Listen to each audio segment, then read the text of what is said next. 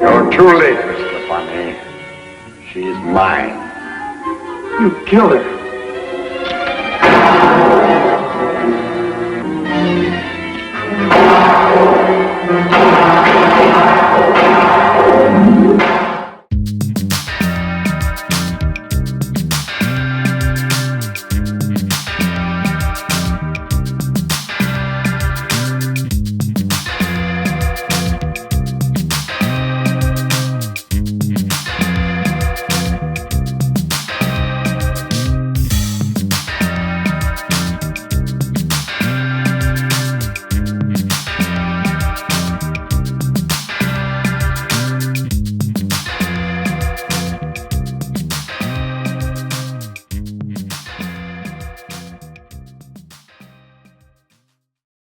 Howdy, gang. Uncle Todd and the Sunny Kid here are traveling back to the old weird West. And this time, we got some actual supernatural stuff going on. We are looking at Billy the Kid versus Dracula. This was part of a double bill with Jesse James meets Frankenstein's daughter. Both were directed by William Bodine. For more information on him, I was just seeing the review I did of Masterminds. I believe he directed that one. Anyway, and these will be his last films, which pretty impressive considering he started directing in the silent days, you know. And this features John Carradine in the first time he's played Dracula since House of Dracula for Universal. He made 2 Dracula films for them, House of Frankenstein and House of Dracula. And this was the first time he'd played it in almost 20 years. And he also considers this his worst film. And considering some of the other films he's made, like Astro Zombies and The Boogeyman, that's saying something. Anyways, this kind of highlights the trouble with making a horror western. Sometimes you can do really good, like Curse of the Undead, which was a Universal film in which a vampire traveled around as a gunslinger who never lost a gunfight, even though he was slower than anyone else. Or it can be kind of silly, fun, but silly, like Cowboys and Aliens, if you remember that film that everybody said was a big bomb, but it was a fun one. And it had Harrison Ford. How could you hate that? But this and the Frankenstein Jesse James film, they're not quite sure how they want to go with this. Is it a horror film or a western? So they kind of played a little bit both ways, and well, you'll see. Funny, but the Wild Wild West, the TV show, not the film, they were always really good at doing that fine line between sci-fi, steampunk, and westerns. But we're not talking about that. We open with the smallest wagon train in existence, 2 wagons, and just one family, a parent and a daughter. And they're from the old country, so they believe in vampires. And the mother, she is convinced there's one around. And she's right.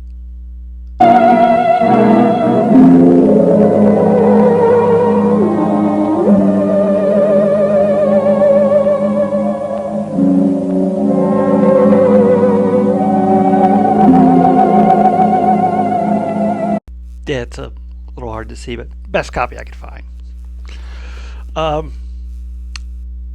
Luckily, she'd had that cross, so he couldn't finish feeding on her. And so he disappears. Next, we find him on a stagecoach that he's hitched a ride on. And And he learns from the passengers some very interesting information. I induced poor James to give up his comfortable bachelor life and his big bank in Boston to come out here and look after our property. Fairly interesting so far, but she also has an 18-year-old daughter and a picture of her too. As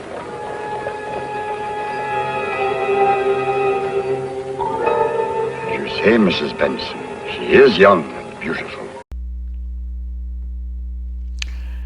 I know he's a vampire and all, but seeing a man at that age get all eager about an 18-year-old just kind of gives you the... Anyways, they stop for the night at, one of the usual trading areas where, they get a fresh change of horses and such. And there's a tribe there that's passing through. And, well, since he hadn't fed completely, he picks out a maiden to fulfill his requirements. The next morning, he doesn't make the stage. But, lucky for him, they didn't.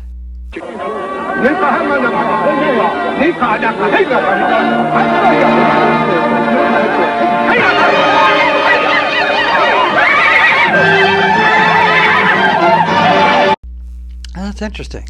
He has like 4 fangs. 2 up, 2 lower. Almost like a snake bite, really, when you think about it. So, upset by this, they attack the stage. Afterwards, Dracula flies down as a bat to look over his handiwork.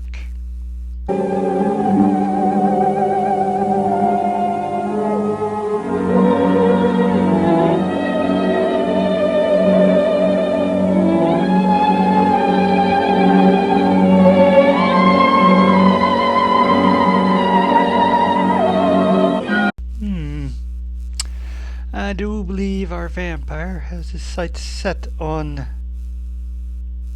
the young lady and her ranch. Speaking of which, we cut over to the ranch where Billy the Kid is teaching said young lady, Betty, how to shoot, and we learn of a bit of a rivalry that is happening there. That guy Bonnie sure moved in on you. First your foreman's job, now your girlfriend.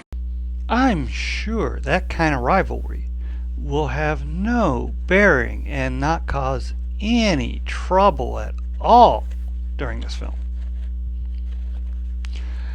And as for the 2 lovebirds, turns out they don't keep anything from each other. Hey, I wonder what your mother will say when you tell her we're going to get married. Well, you know she likes you. Yeah, but Uncle Jim from Boston, he might not like the idea when he finds out I'm Billy the Kid. Look, you're not Billy the Kid anymore. Since coming here, you're William H. Bonney. Okay. She knows who he is and doesn't care. That's love for you, baby. Anyway.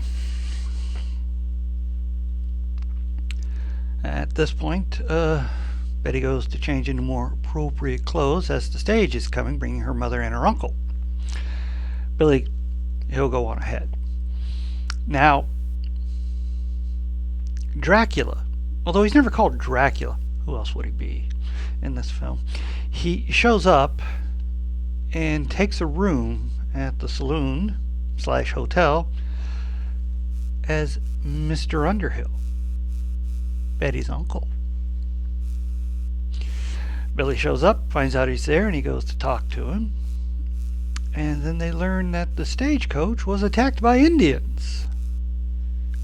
There was a witness that found them. So they go to talk to him, and guess who it is? Yep, that family that he tried to feed on the first time.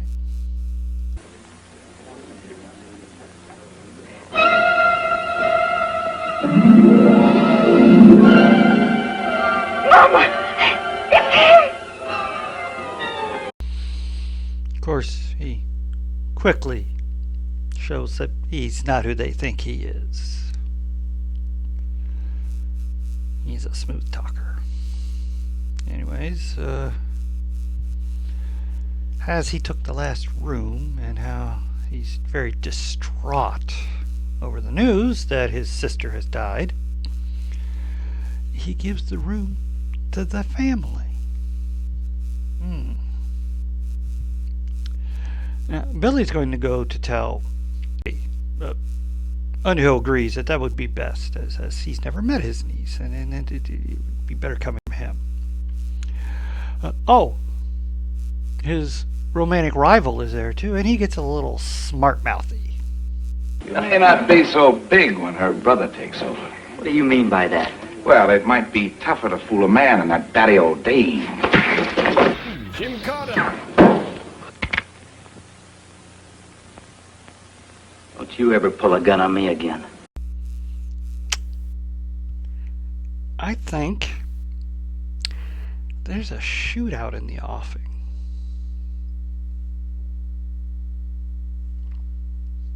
Well, Billy heads out, tells Betty the awful news, and gives her comfort, as only a young, almost fiancé can. Sex. No.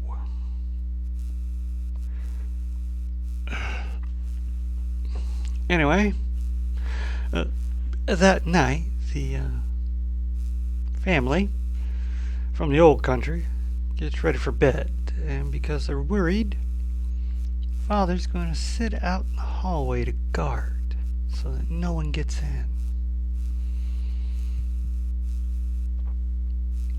It's almost a good idea.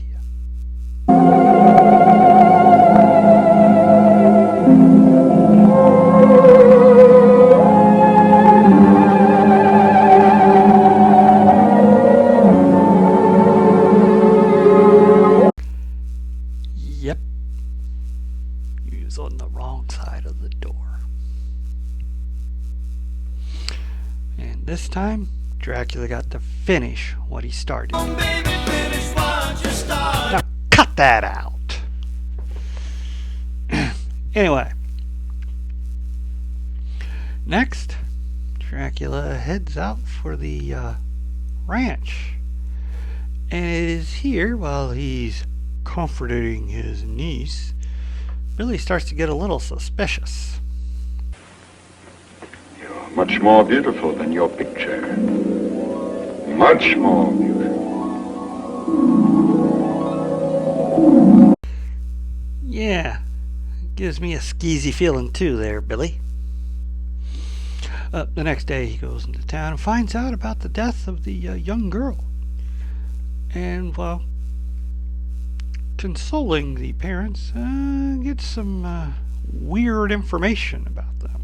Is dead. The marks of a vampire on her throat. Vampire? Yeah. And I think I know who it is. Not so. I think it is Mr. Underhill. Mr. Underhill? But he's the... He is a vampire. Believe me. We do. How? How does one fight the supernatural? A thing that is dead and still alive? We will defeat him. Billy's not too sure if he believes them or not, but they got him spooked. So he tells them to come out to the ranch. Betty's going to need help around the house anyways. And he heads over there where he finds nothing's wrong. And then that night, the old couple show up and introduce themselves to Betty. And then the wife gets out some wolfsbane.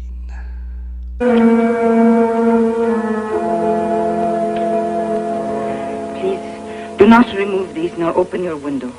Oh, now really, Eva. I beg of you to listen to me. Sounds crazy, but she does it. And it works. He can't get in. And is he steamed?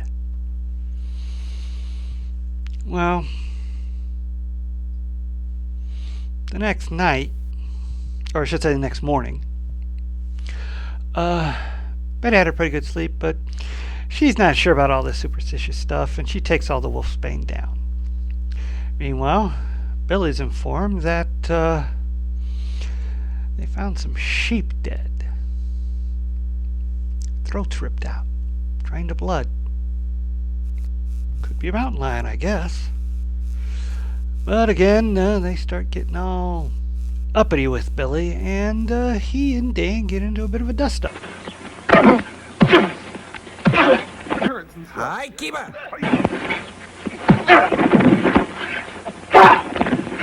Hi, keeper.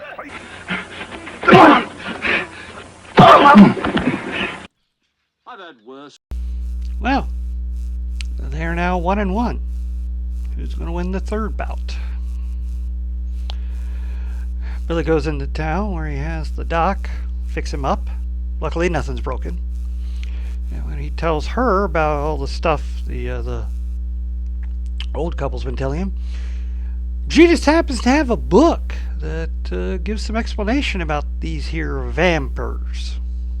A vampire is a ghost which leaves its resting place at night to suck the blood of living victims, humans when possible. Sometimes it kills its victims. Other times it keeps them alive. Sometimes a vampire takes one of his victims as a mate and eventually turns her into a vampire. Oh, she also lets him know that vampires don't show up in mirrors. Well, Billy goes back to the ranch, finds another lamb that's dead.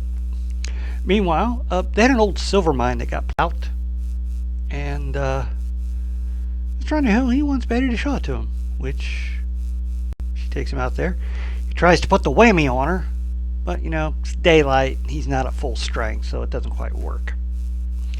But then he goes in to examine the mine. It's a perfect lair. Billy comes upon the wagon, or I should say the cart, and he and Betty start talking, and Underhill overhears them, with Billy asking Betty to see if she can get her uncle to stand in front of a mirror. He'll explain later. Next, he goes back to town to talk with the sheriff. Listen, I heard that one of the massacred stage passengers was a man with no identification on him. That's right. Any idea who he was? What are you getting at, Billy? How do we know that the man that is here is Betty's real uncle, James Underhill? Yeah, they didn't have photo IDs back then. As long as you had the correct papers, you were that person. Of course, this is overheard by Dan, who then rushes back to the ranch to inform Mr. Underhill. At which point, when Billy shows up, he's fired, told to vacate. Doesn't matter if Betty disagrees. Underhill's her legal guardian. She's not 21. Oh, he also forbids the marriage. So Billy has to leave. Then the old couple Billy brought in sends them to sleep in the bunkhouse. They can't stay in the house anymore.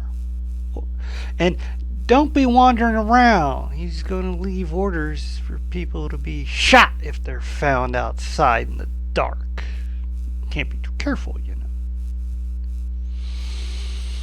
Then it turns out just getting off the ranch isn't good enough for Mr. Underhill, and he sends Dan to make sure Billy gets out of town.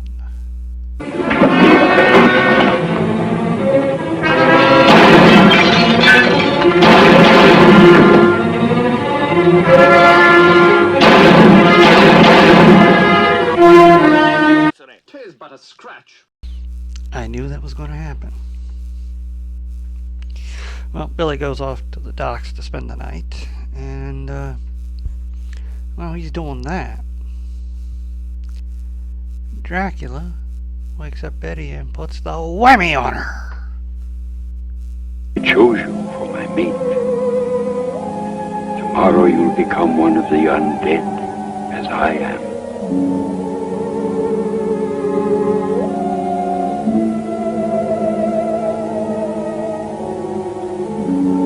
That is your wish. Then he puts the bite on her. morning, he heads back to the cave. Well, actually, he goes back there before daylight. That's where he sleeps, you know. And starts making an altar for the nuptials and whatnot. Billy sneaks onto the ranch to talk to Betty. Finds her comatose. So he scoops her up and takes her to the docks. While the doc's examining her, the sheriff stops by with some rather distressing news for Billy. I'm sorry, Billy, but I'm going to have to arrest you for the killing of Dan Thorpe. Wait a minute. It was self-defense. Didn't Pete tell you? Yes, but the law is a law, boy, and you're going to have to stand trial. Maybe he can get bail.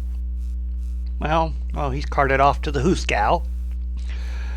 Dracula finds out Betty's at the doctor's, so he goes over to take her home regardless of what the doctor says. Well,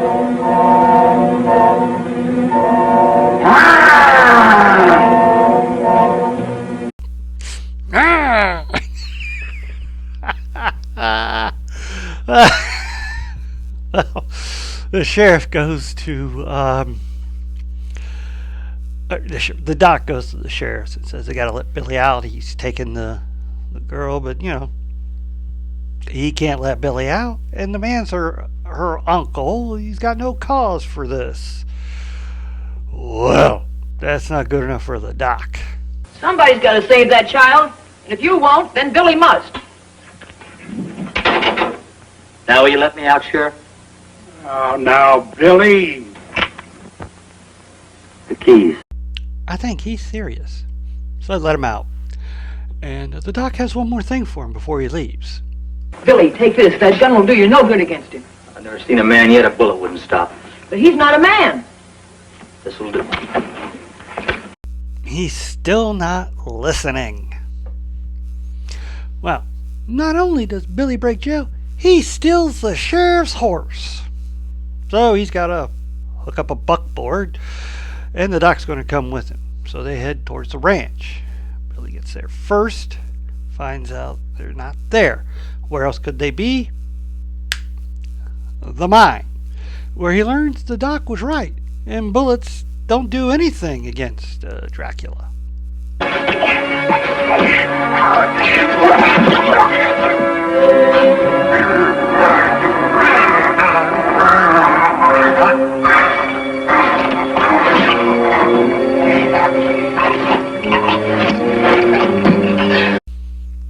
He's a tough old bird.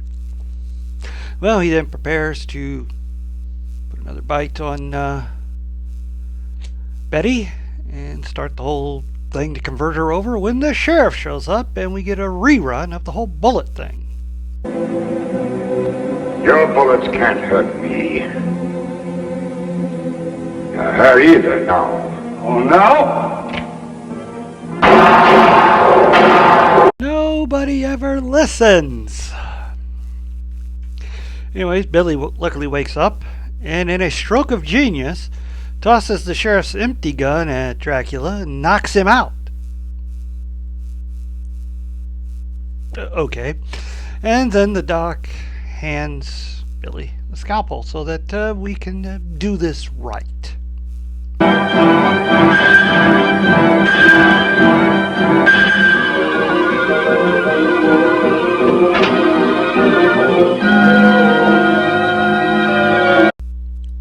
Wait, what? The bat flew away while the body was still there? Anyway. Oh, you always got to see the whole disintegration thing, right? Billy, look! Look!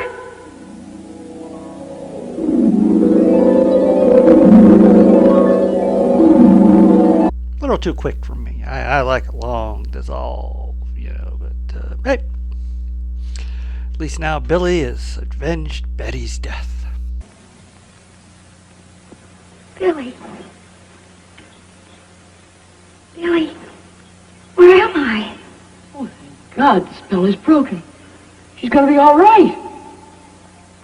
Oh, Billy! Oh, thank goodness. And, well, Billy and Betty go off. Him carrying her, of course. The widowed doc and the sheriff kind of exchanged a little smile themselves, so maybe there's a double wedding in the offing.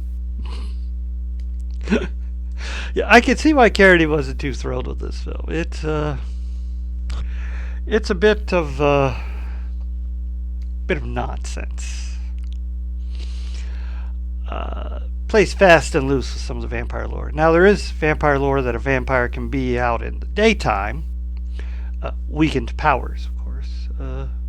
Probably best shown in Bram Stoker's Dracula. And Carradine, he can do menace. I kind of like the red light they shine on his face when he's mesmerizing people. And with that cadaverous look he had later in life, where he was so thin, and that widow's peak they gave him, he looks, in the beard, looks, so much like a devil. Oh, it's just...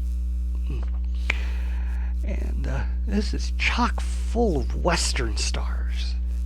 The Doc's played by Olive Carey, the wife of Harry Carey, that big star, and the mother of Harry Carey Jr. This was her last film. We also had... Harry Carey Jr. was in it too as the stagecoach driver. You got Roy Barcroft, who played the villain in scads of Republic Western features and Western serials, and ended his career as the kindly shopkeeper on Gunsmoke.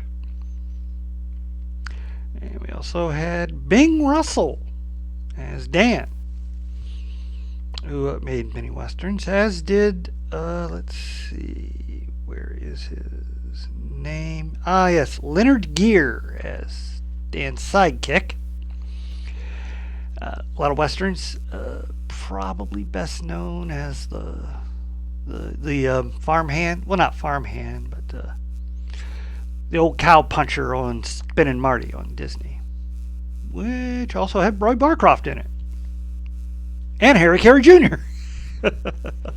And of course, Carradine himself had done quite a few westerns. He was one of Ford's regulars for a while, most notably in Stagecoach, where he played a old former...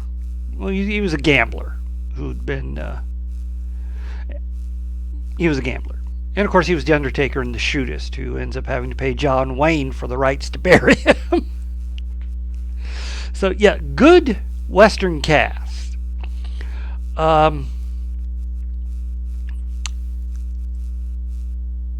things go, this one was a better, in my opinion, Western horror than its companion feature, where that one, you had like a little bit of horror in the beginning. First half's all Western, second half's all Frankensteinian monster and stuff. This one, they kind of bounce back and forth. During the daytime, it's kind of westerny, and then at night, you got the horror culminating at the end in the cave. Although, a lot of it's day for night shooting, because it's cheaper, because you don't have to pay extra for the actors at night. And a lot of cliched horrors and a lot of cliched westerns, but as an attempt to do something new, it wasn't too bad, despite Carradine's feelings. Although, he gave his all in this. Menacing, charming, lecherous. And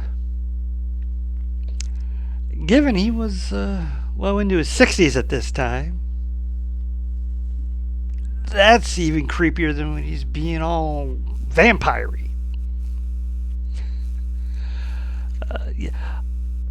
I like it, but I don't love it.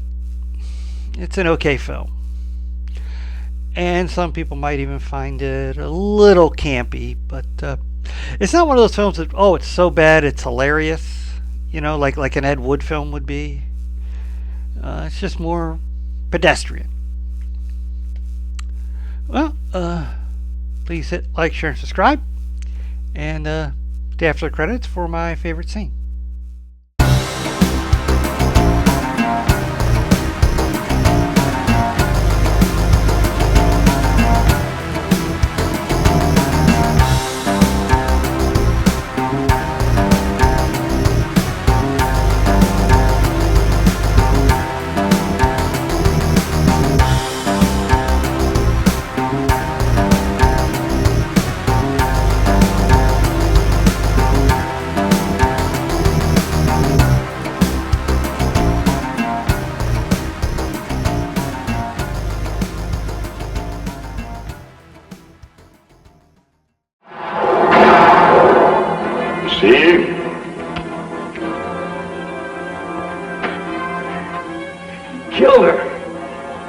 Hey, Dad.